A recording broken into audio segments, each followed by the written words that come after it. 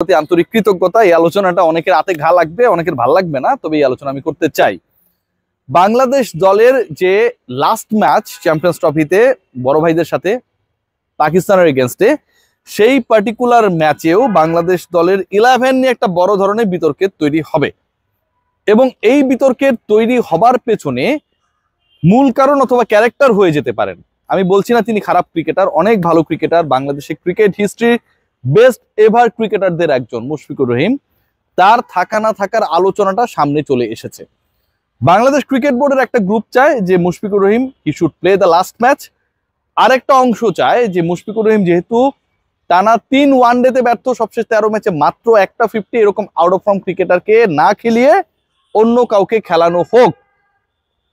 এই আলোচনা যখন আকাশে বাতাসে ডাইনে বামে, ঠিক তখন সবচেয়ে বড় প্রশ্ন তৈরি হয়েছে, যেই দলটা সিলেক্ট করা হয়েছে সেই পার্টিকুলার টিমে বিকল্প এনাফ অপশনস নাই, এবং এই অপশনস না থাকার কারণে এই মুহূর্তে যারা মুশফিককে খেলাতে চান তাদের সবচেয়ে বড় যুক্তি হচ্ছে যে কিপিং এ মুশফিকের জায়গায় যদি জাকির আলী অনেককে দেয়া হয় সেই কনফিডেন্সটা পাওয়া যাবে না।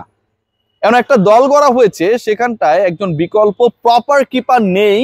লিটন কুমার দাস যেহেতু স্কোয়াডের বাইরে, এই চিন্তাটা তো নিশ্চয়ই বাংলাদেশের 16-17 কোটি মানুষ করবে না, যারা দিনে আনে দিনে খায় তারা করবে না, সাংবাদিকরা করবে না, ক্রিকেট বোর্ড করবে না। সিলেকশন প্যানেল এবং সিলেকশন প্যানেলের দায়িত্বে যিনি সবচেয়ে বেশি দায়িত্ববান তারাই করবে।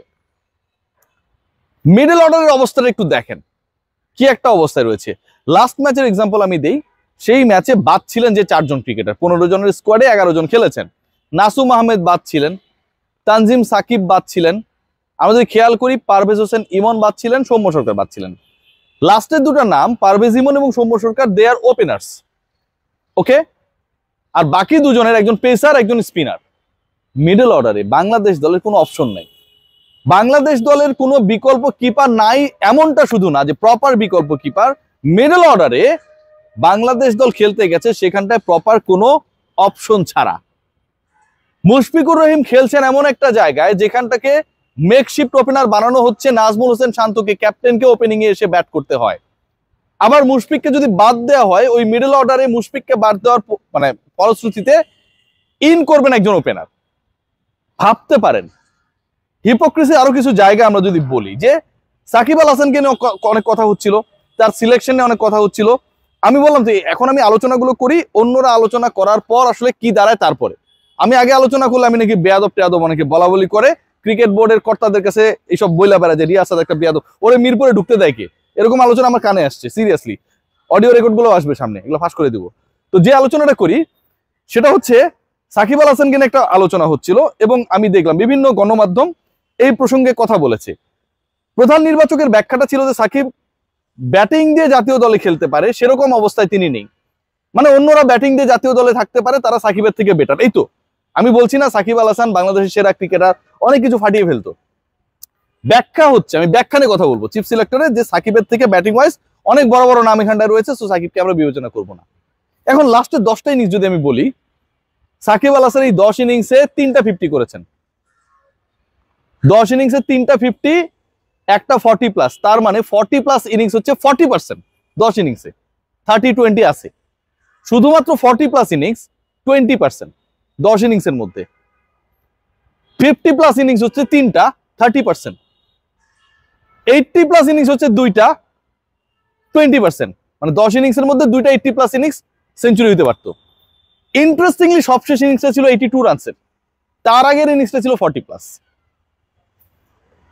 ব্যাটিং ওয়াইজ সাকিব আল হাসানের থেকে অনেকে অনেক ভালো ফর্মে রয়েছেন, এই কারণে ব্যাটার সাকিবকে আমার সিলেকশন প্যানেল বিবেচনা করে নেই। আমি এটা কইতে গেলে আমি এখন বেয়াদব, মিরপুরের 1 নম্বর গেট দিয়ে আমার ঢুকতে দিবে না, হইতে পারে চান্স আছে, ওখান থেকে একটা লাইভ করবো, যে কাইন্ডটা করবে। তো এই হচ্ছে অবস্থা। যখন এরকম ভাবে সিলেকশন হয়, সাকিব অন্য কোনো কারণে খেলতে পারবেন না বা তার খেলানে ঝামেলা রয়েছে, এটা আমরা তো ভাই ওপেন বলতে পারি, সাকিব ইস্যুতে আমরা ক্লারিফাই করতে পারি, সমস্যা নেই তো কোনো, কেউ তো মাইন্ড করবে না রে ভাই। কিন্তু আপনি যখন একজন ক্রিকেটারের পারফরমেন্স নিয়ে কথা বলবেন, আর আমি যখন সেই পারফরমেন্সটা আপনাকে দেখিয়ে দিব, তখন সাকিবের থেকে বেটার ব্যাটার এই মুহূর্তে আপনার দলে মিডল অর্ডারে কে আছে ভাই দেখান, আপনি দেখাতে পারবেন না। আপনি ডেফিনেটলি মাহমুদুল্লাহ রিয়াদকে এখানে কম্পেয়ার করতে পারবেন না, কারণ সাকিব যখন খেলেছিল মাহমুদুল্লাহ রিয়াদও তখন খেলেছিল। আপনাকে দেখাতে হবে এমন একজনকে যিনি সাকিবের জায়গা নিয়ে সাকিবের থেকে ভালো করছে, সেটা তো আপনি দেখাতে পারবেন না। কিন্তু আপনি সাকিবের ব্যাটিং খারাপ বলে দিলেন, তামিমের ফিটনেস ভালো না এই কথা আমরা শুনেছি 7 দিনের ব্যবধানে, আমরা শুনেছি এটা তামিম একজন চ্যাম্পিয়ন কিংবদন্তি ক্রিকেটার। আপনি কোন দিক যাবেন ভাই, কোন দিক যাবেন? মুশফিকুর রহিমের স্টক সুইপ নিয়ে এত কথা হয়, এটা যদি ইন্ডিয়ান কোনো ক্রিকেটার যদি হইতেন তাদের সাবেকরা ধুয়ে দিত ভাই, বিশ্বাস করেন। সার্ফ এক্সেল এইভাবে দিতে পারে না। বাংলাদেশ ক্রিকেট বোর্ডে আপনি কাউকে জিজ্ঞেস করেন না, আপনারা এই ব্যাপারে প্রশ্ন করছেন কেন?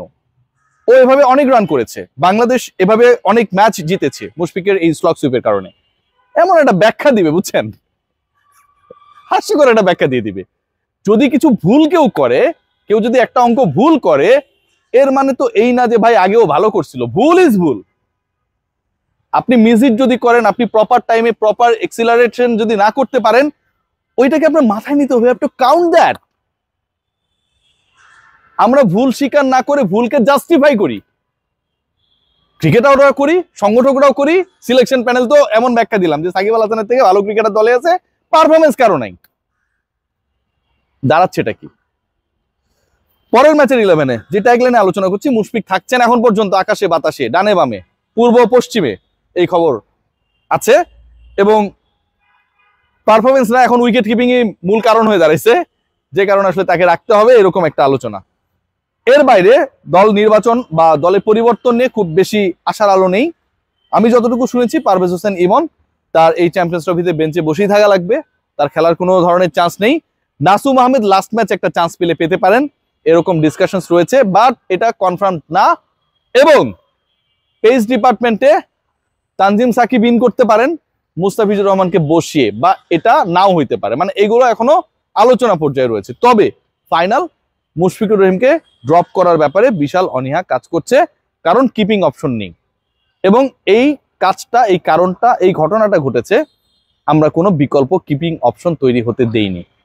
আমরা মুশফিককে খেলানোর জন্য ইনফর্ম ব্যাটারদের একজনকে আমরা বসিয়ে দিই। নিউজিল্যান্ডের এগেনস্টে যেই ক্রিকেটারের রেকর্ড ভালো তাকে আমরা বসিয়ে দিই। আশরাফুল ন্যাশনাল টিমে রয়েছেন, আশপাশে রয়েছেন, শ্রীলঙ্কার সাথে খেলা বাংলাদেশের জীবনেও কেউ কল্পনা করতে পারেনি, চিন্তা করতে পারেনি যে আশরাফুলকে বসিয়ে শ্রীলঙ্কার বিপক্ষে খেলবে। কিছু ইস্যুস থাকে ভাই। পাকিস্তানকে বেলে বিরাট কোহলি যেমন খেলে দেন, অবিশ্বাস্য ক্রিকেট খেলেন, নিউজিল্যান্ডের বিপক্ষে নিউজিল্যান্ডে গিয়ে 170-এর কাছাকাছি স্কোর করতে পেরেছেন সৌম্য সরকার, টেস্টেও শতক রয়েছে, আমরা তাকে বসিয়ে দিই।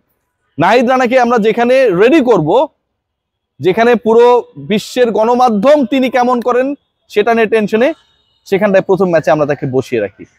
সাকিব আল হাসানকে আমরা বাদ দেন আমার কোনো প্রশ্ন নেই, অবশ্যই বাদ পড়ার 100টা কারণ থাকতে পারে, কিন্তু যে ব্যাখ্যাটা দেই সেই ব্যাখ্যার সাথে রিয়েলিটির কোনো মিল আমরা পাই না। আমরা তামিম ইকবালকে বলি যে তার ফিটনেস নিয়ে আরো কাজ করতে হবে, পরের সপ্তাহে আমরা বলি যে he is a super cricketer. আমরা কি চাই ভাই আমরা জানি না। সবাই ভালো থাকবেন।